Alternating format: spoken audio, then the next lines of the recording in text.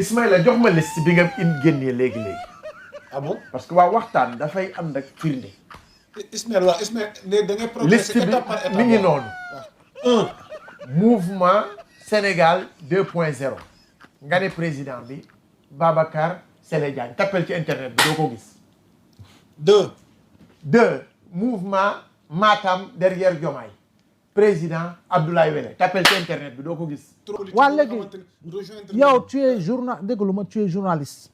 moi je suis journaliste. merci Ismaïla ci Jampa illustration bi. Abbas il est journaliste. man personnellement liste bii ngay wax nii.